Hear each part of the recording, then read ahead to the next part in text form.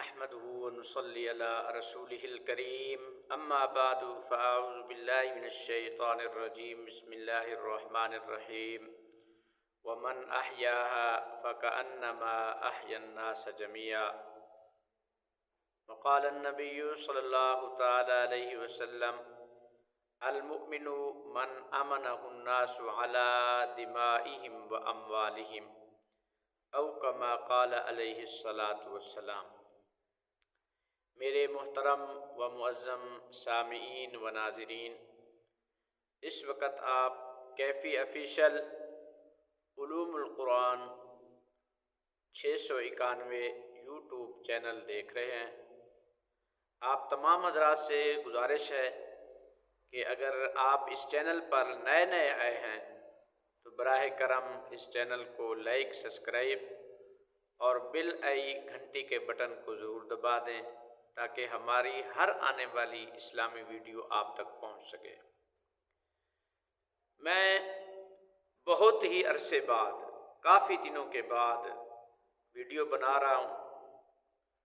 اصل میں کچھ حالات ایسے پیدا ہو گئے، میں سوچ رہا تھا کہ یار میں اب کیا بولوں، کس موضوع پہ ویڈیو بناؤں، آیا میں خوشی مناؤں یا غم مناؤں۔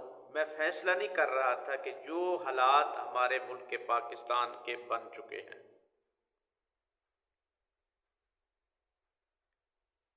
ابھی تک فلسطین کا جو نقصان ہوا ہے، فلسطین کا جو ظلم و ستم ہوا ہے، وہ ابھی تک ہمارے دماغوں سے، ذہنوں سے نکلا نہیں تھا، اور پھر ہمارے اپنے ملک کے پاکستان کی سیلابی صورتحال نے اور ہی ہمیں ترقی سے اور عظیم ہماری جو منزلیں تھیں، مرادیں تھیں، ان سے ہمیں پیچھے دھکیل دیا۔ اب پھر ہمارے اس وقت ہمارے ملک کے پاکستان کی جو امن و امان کی جو صورتحال ہے، الامان والحفیظ، بخدا میں اللہ کے گھر میں بیٹھا ہوں، میں ان حالات سے خوش نہیں ہوں۔ میرا ملک پاکستان، میرا وطن عزیز ان حالات کا متحمل نہیں ہے کہ ہم پہلے ہی معیشت کے اعتبار سے بہت کمزور تھے، سیلابی صورتحال کی وجہ سے ہم پہلے ہی پریشان تھے، اب مزید ہمارے حالات اور ہی بگاڑ دیے گئے ہیں۔ تو قرآن ہمیں تعلیم دیتا ہے وَمَنْ أَحْيَاهَا، جس شخص نے کسی ایک شخص کو زندگی دی، فَكَأَنَّمَا أَحْيَا النَّاسَ جَمِيعًا، تو گویا کہ اس نے تمام لوگوں کو زندگی دی ہے۔ حالانکہ زندگی تو میرے اللہ کے ہاتھ میں ہے، اور اصل میں آیات کریمہ کا مقصد یہ ہے کہ ہم کسی کا جانی نقصان نہ کریں۔ وَلَا تَقْتُلُوا النَّفْسَ الَّتِي حَرَّمَ اللَّهُ، نہ حق کسی کا قتل کرنا، بلا وجہ کسی کے خون ریزی کرنا، اس کو اللہ نے حرام قرار دیا ہے۔ اب کیا کریں؟ جو لاشیں اٹھی ہیں، جو جوان تڑپے ہیں، جو جوان کٹے ہیں، اور جن کے گھروں میں میتیں گئی ہیں، کن کو ہم حق پر کہیں، کن کو ہم نہ حق پر کہیں؟ قتل کرنے والے بھی ہمارے مسلم، مقتول بھی مسلم، کس کو ہم گناہ گار ٹھہرائیں؟ خدا را ملک پاکستان کی سالمیت کو برقرار رکھیے، اندرونی بیرونی سازشات کا حصہ نہ بنیے۔ یہ جو امت مسلمہ کے اوپر جو بڑے بیٹھے ہوئے ہیں اقوام عالم، اور وہ یہ نہیں چاہتے کہ ملک پاکستان، وہ یہ نہیں چاہتے کہ مسلمان امن اور امان کی زندگی گزاریں۔ پانی کس نے چھوڑا؟ انڈیا نے، اس لیے تاکہ مسلمانوں کو پریشان کر سکے، مسلمانوں کا مالی جانی نقصان کر سکے۔ فلسطین پر حملہ کس نے کیا؟ اسرائیل نے کیا۔ کیوں؟ تاکہ فلسطین کی عوام جو ہے نا، سکون کے ساتھ رہ نہ سکے، یہ تو اللہ کا شکر ہے، اللہ پاک کا کرم ہے، اللہ پاک کا بے حد و بے انتہا شکر ہے۔ اللہ پاک نے امن معاہدے کی صورت ماشاءاللہ نکال دی، اور اس وقت ہمارے فلسطینی عوام کے اندر ایک خوشی کی لہر ہے، لہر دوڑ پڑی ہے، بہت دل خوش ہوا اس معاملے کے اندر۔ جن حضرات نے بھی کاوشیں کی، محنت کی، میں ان تمام کو سلام پیش کرتا ہوں۔ لیکن اب ہمارے ملک پاکستان کی جو صورتحال ہے، یہ ہم خود ہی اپنے حالات خراب کر رہے ہیں۔ اس لیے عوام الناس کو بھی سوچنا چاہیے، ہماری دینی جماعتوں کو بھی سوچنا چاہیے، ہماری مذہبی جماعتوں کو بھی سوچنا چاہیے، یار ہم قیمتی جانوں کو بلا وجہ ضائع نہ کریں۔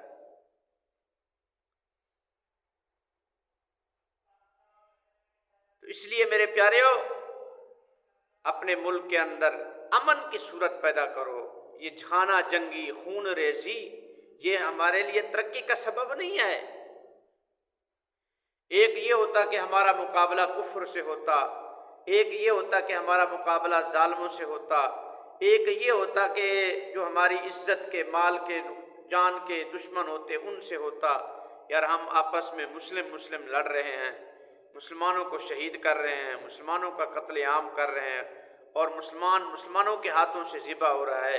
یار مجھے یہ بتاؤ کہ وہ لوگ جو فلسطین کے اندر آئے تھے مسلمانوں کا ساتھ دینے کے لیے، اس لیے آئے تھے کہ ان کو یہ غم تھا کہ ان فلسطینیوں کے اوپر ظلم و ستم کرنے والے غیر مسلم ہیں، ان کا یہ فعل صحیح نہیں ہے۔ اور اب جب ہم مسلمان ہو کے اپنے مسلمان بھائیوں کا قتل عام کر رہے ہیں، اب کہ ہمارے یہ کارنامے ان غیر مسلموں کی طرف جائیں گے تو ہم انہیں کیا منہ دکھائیں گے؟ وہ کیا سوچتے ہوں گے کہ ان پاکستانیوں کے اندر اپنے مسلمان بھائیوں کی خون کی کوئی قدر و قیمت نہیں ہے، مسلمان کی جان کی کوئی قدر و قیمت نہیں ہے، مسلمان کے روزگار کی کوئی قدر و قیمت نہیں ہے۔ اللہ سبحانہ و تعالیٰ نے ہمیں جان بخشی ہے، اللہ نے ہمیں روزگار دیا ہے، رزق حلال کمانا فرض ہے، اور اپنی معیشت کو ڈاؤن کر کے، اپنی معیشت کو کمزور کر کے، یہ کوئی بہادری نہیں ہے، دلیری نہیں ہے۔ قاد الفقر ان یکون کفرا، جب ہم اپنی معیشت ڈاؤن سے ڈاؤن کر دیں گے، نتیجہ فقر و فاقہ نکلے گا، اور فقر و فاقہ وہ چیز ہے جو انسان کو کفر تک مجبور کر سکتا ہے۔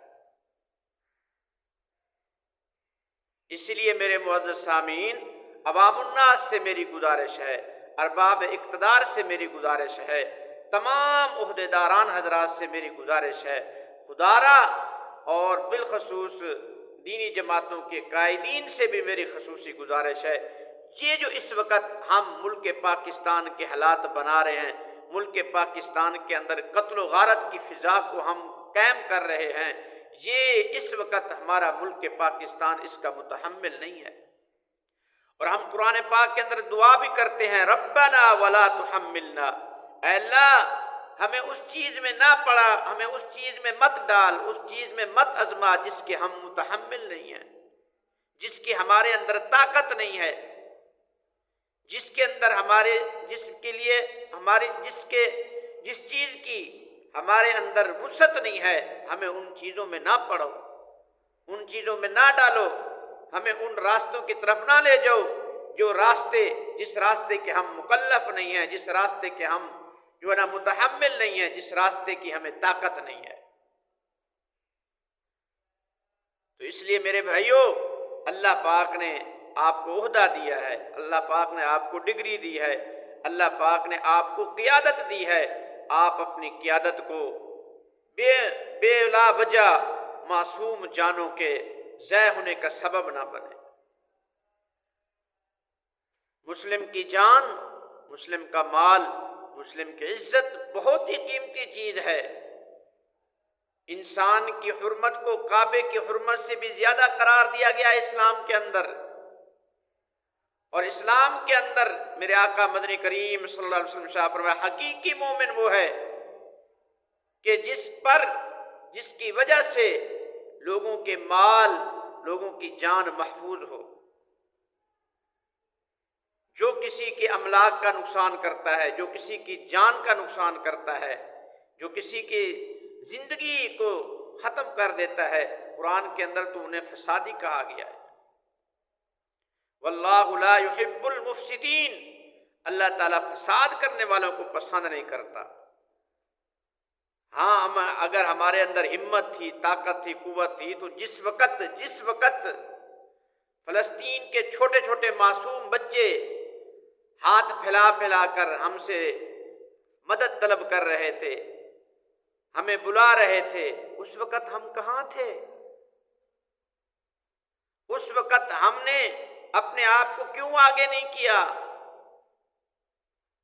آج جب کہ ملک فلسطین کی صورتحال ماشاءاللہ بہتر ہو گئی ہے، اب ہم اپنے ہی گھر کے اندر اپنے ہی گھر کو جو ہے نا جلا رہے ہیں، اپنے ہی چراغ سے، اپنا ہی آشیانہ اجاڑ رہے ہیں، اپنے ہی سوچ سے، اپنے ہی ہاتھوں سے۔ میں ان حالات کی بھرپور مذمت کرتا ہوں، اور میں اللہ سے دعا کرتا ہوں کہ اللہ تعالی ہمارے وطن عزیز کو استحکام عطا فرمائے، ہمارے ملک کے عزیز کی تمام لوگوں کی مالی جانی اللہ تعالی حفاظت فرمائے، اور ہم جس چیز کے پابند ہیں کہ ہمیں حکم دیا گیا کہ ہم کسی کا جانی نقصان نہ کریں، مالی نقصان نہ کریں، قرآن کے اعتبار سے، حدیث کے اعتبار سے اللہ تعالیٰ اس پر ہمیں عمل کرنے کی توفیق عطا فرمائے۔ وآخر دعوانا ان الحمد للہ رب العالمین۔